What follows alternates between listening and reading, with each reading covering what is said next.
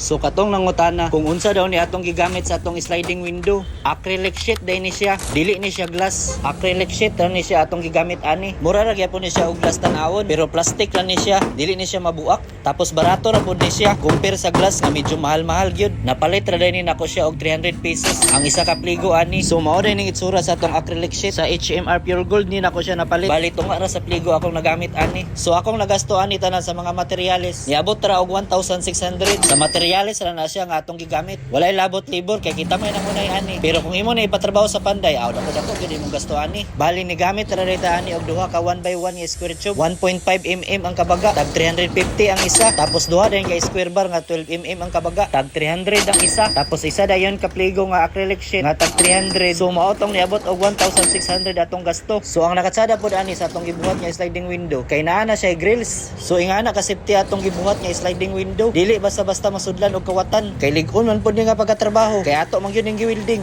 Tapos dako-dako pod atong nasave ani compare sa magpataod ta sa mga installer og glass. Kay maabot gyud og 3.5 to 4.5 ang ilang pangayo sa ingani. Tapos wala pa gyud siya window grills. Dili parehas ani nga double purpose na. Tapos 1.6 ra pa gyud atong nagasto ani.